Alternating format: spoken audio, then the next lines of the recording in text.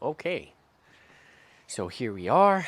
I've got new guy Henry here, and good boy. It's going to be one of our first sessions on the leash here.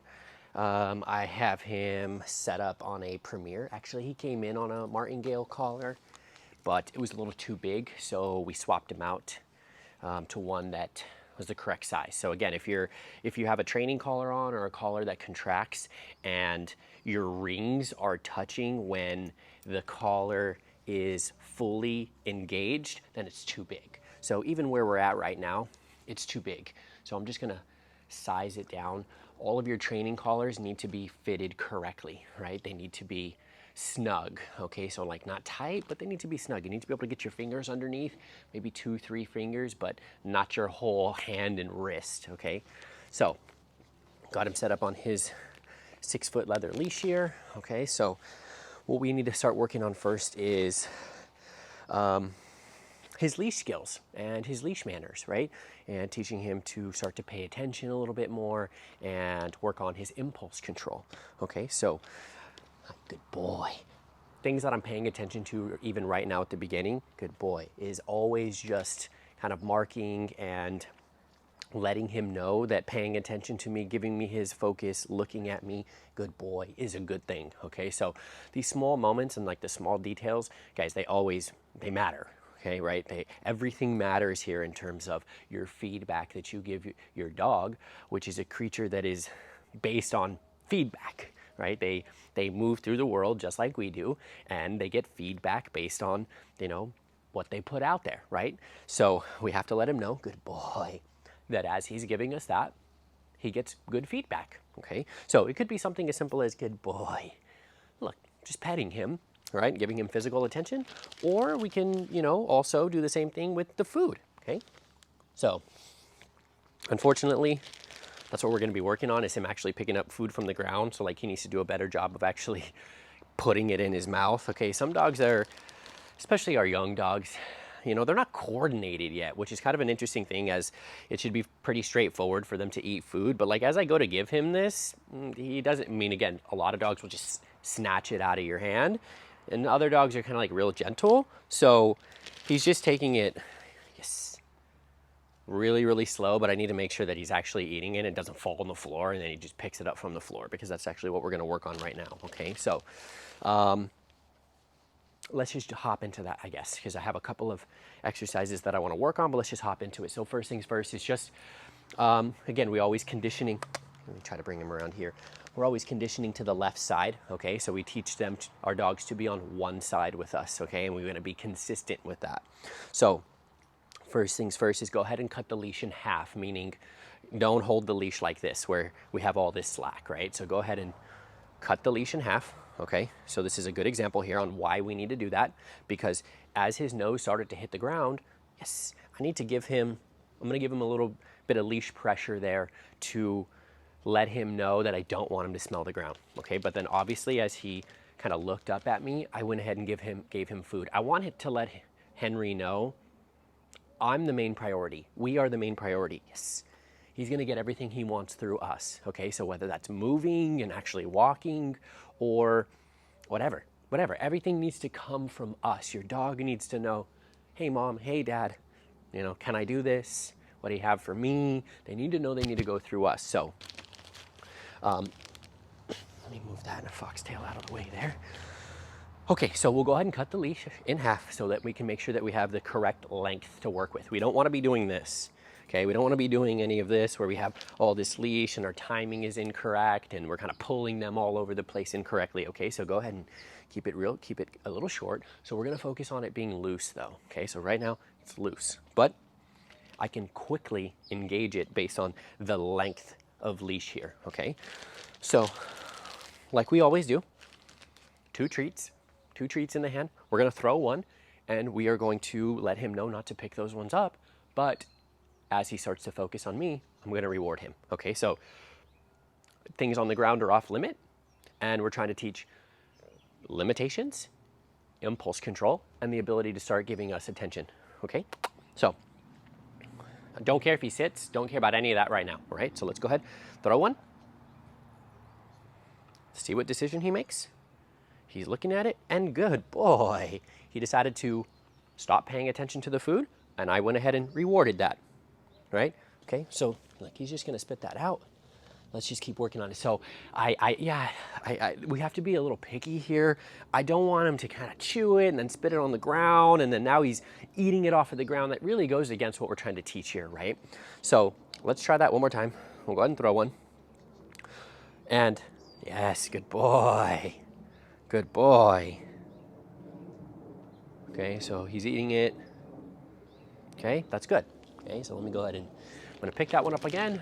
We're gonna grab another one, so we have two. We're gonna throw that one, see what decision he makes. Yes, as he looks away and looks at me, I will reward him here, okay? That's really good.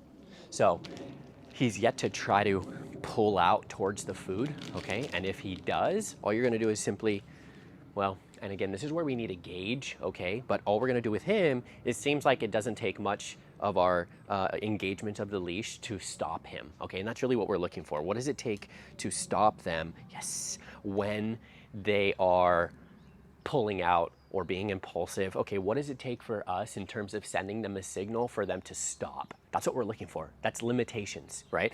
And so what we're trying to teach him is there's limits to, you know, what's on the ground, but if you pay attention to me, you get rewarded. So all of a sudden the dog's like, okay, well, I don't even pick up anything off of the ground because I'm just gonna get everything from you, correct? That's a good boy, okay? So let's keep going here. Try to get a few in a row. We'll make it a little bit more difficult. Yes, good boy.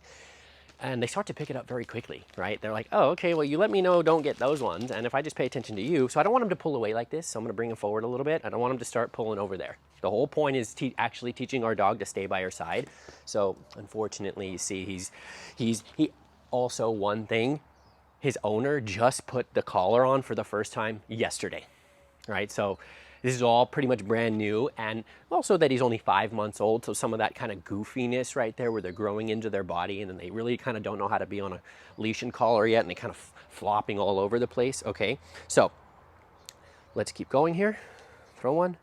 Yes, that's a good boy. So you can see he's actually fully giving me his attention. Sometimes they don't do that. Sometimes they just continue to stare at the food, but they're not advancing. So you might need a reward there, okay? You might need a reward for simply not advancing. Good boy. But he's already figuring it out because my timing is correct. And the small details are clear. So I dropped one. Let's see, let's see, let's see. He's looking, he's looking. He's looking, yes. Okay, so look, if you have to start with rewarding him, even if he's staring at the food but he's not advancing, again, start there. Okay, start there, and then he'll start to figure it out that, oh, it actually comes from you. Okay, so yes, once our dog starts to give us the attention, I'm really only gonna start rewarding for that though. Okay, so, you know, you can always like regress this a little bit, like I said, okay, and he didn't even see that one. So let's make sure he sees it. Yes, good boy. So let's see, we've got 1, 2, 3, 4, 5. We got 6 pieces down here. Okay, so we're just gonna leave those ones. And every time we come to the bag, we grab 2, okay? So throw. He hears the airplane. So let's go ahead and repeat that. Throw. Yes, good boy. Good boy. So guys, pure decision making here. I'm rewarding based off of his decision that he is making. I'm not luring him here. Yes. So pay attention here to my hand with the treats and the food here. When I throw that first one, I keep the remaining treat in my hand, but I put it behind my back. Okay, so watch this. Okay, sometimes they'll end up laying down, which now they're automatically closer to this food here. Okay, so sometimes they're always trying to figure out, but can I do this? Can I get a little closer? What about this? Could I do that? Right? So we're gonna stick to our rules, okay? That those are off limits regardless of how close he is to them, all right? So let's keep going here. Good, I'm just gonna make that noise. Good boy, just to grab his attention, and then we'll keep going on with the exercise here. Yes, good. So again, let me show you what I'm not doing in terms of luring and how we're actually working on the decision making, right? What I'm not doing is throwing the food and then using the one I still have in my hand to get his attention. Okay, I'm not using the food to get his attention. The food is going away, which then means it's actually pure reward and not bribery, right? So let's see what it would look like if I were to bribe him. I'm gonna throw one, and then I'm gonna use this one right here to keep his attention, right? So of course the dog is gonna pay attention to your hand with the food if it's right in front of their face like that. So not bribing, okay? So here's a little noise over here. I'm gonna make sure that I keep my same fixed length of the leash, because this is part of, I'm out here, I wanna do my work here, but then we have real world things going on, right? And we're in our yard here. So you guys absolutely do not be trying to train your dog and teach these skills from the beginning out in the real world. Again, that's something that we're completely backwards on, okay? People wanna teach their dog for the very first time or these skills with maximum distraction. You guys gotta work on this stuff at home first. You gotta work on it inside. You gotta work on it where you can control the environment. And in reality, we actually have 2 dogs over here, Beezer and Maddie, in the yard. Okay, but and a lot of times when I'm doing my very first session like this, I don't really want any dogs there because our dog here is way too distracted with him. And so essentially we're kind of setting him up to fail. But I've already been evaluating and gauging like how out of focus he gets with the other dogs, okay? So, and he does pretty well. That's why I decided to leave them there. But again, we got a train in the background. We had an airplane, you know, neighbors moving their trash can around. Okay, this is all still part of socialization, okay? And as if there was a very small moment where he started to hear the neighbor and he kind of pulled away, right? But I'm already teaching him right now through this exercise not to pull away, okay? So, you know, that's just part of trying to essentially socialize our dog. I'm trying to socialize him with some of these random, well, I'm not trying, it's just naturally happening. I'm not trying to socialize him with these noises. They're just happening because we're outside, right? So we have things that we can control, and then we have things we cannot control, right? So the better our skills are that we develop here, the better the skills are, and the clearer that we've taught this, the easier it's going to be for us to guide our dogs through the randomness of life. This is the whole point. The whole point of teaching these skills is to get your dog to listen to you and take direction so we can guide them through life. Okay? So let me keep going here while we keep explaining some things. But so that one's going to be the most difficult one so far. Yes, good boy. That one was really close to him. But you know, one thing that that one's even going to be even harder there. It's right next to the paws. Yes, good boy. That's a good boy. So I'm not having to use the leash too much yet, okay? So the collar choice is going to be contingent on me actually going through this clear exercise here. And again, if I have to use and engage the leash and collar, what does it take to get the dog's attention? Okay, so meaning right now, the fabric Premier collar, martingale, is sufficient, okay? So if I was having to like pull and he's not paying attention and everything is correct here and he's going towards the food, there's where I might make a collar change, okay? So it's not contingent on the collar.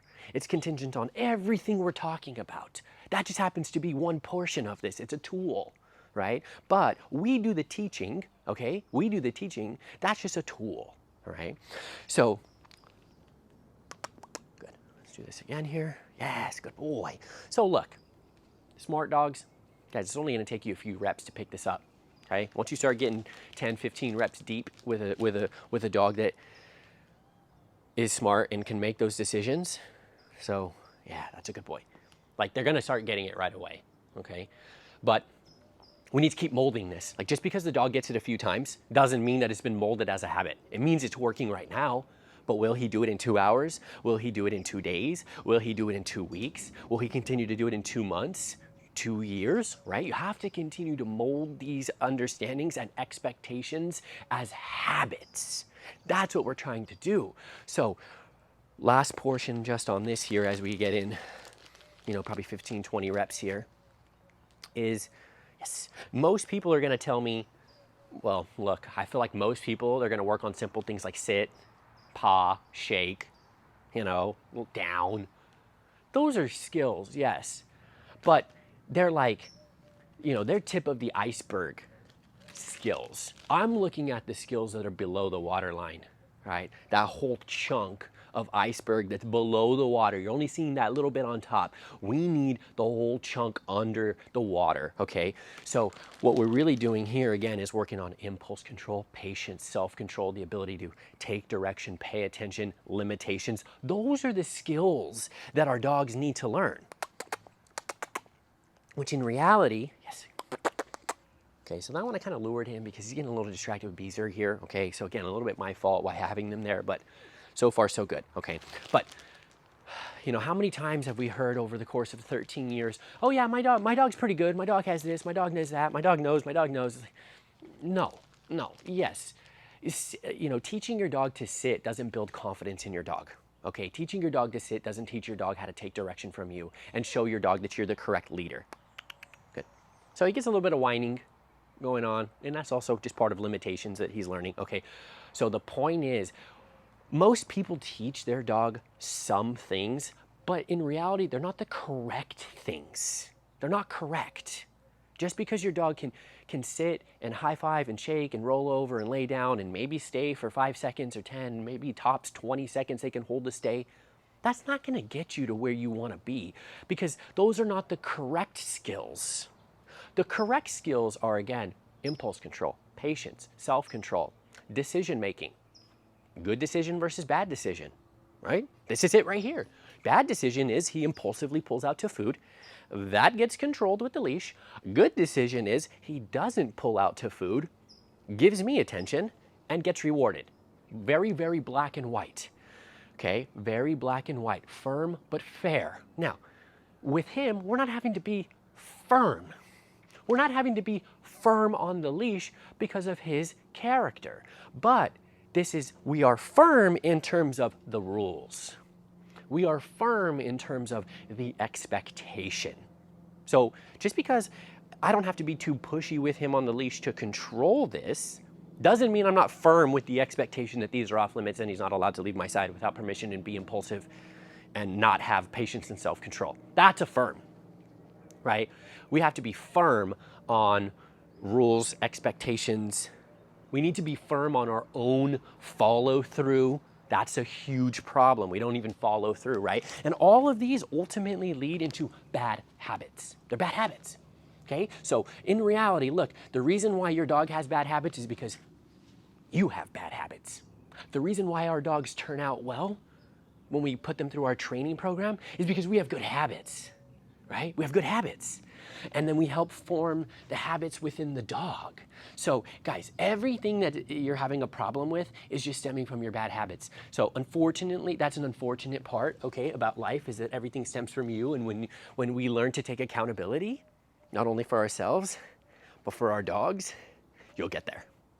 You'll get there, okay? So yes, the hard part is these are creatures that they're not human.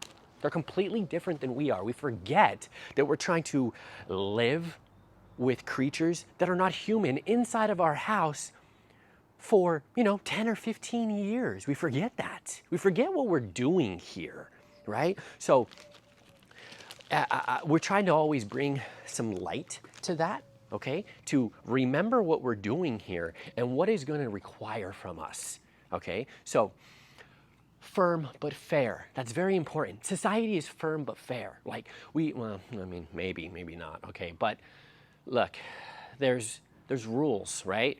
There's rules to like your job, There's rules to like your work. There's the law we need to follow. Like there's rules within your relationship with your spouse or, your family or your friends. Like there's rules. So we have to teach our dog rules because in reality, that is what's going to keep them safe. That's what's going to keep them balanced. That's what's going to give them the life that I think that they deserve. You know what I mean? Stress-free.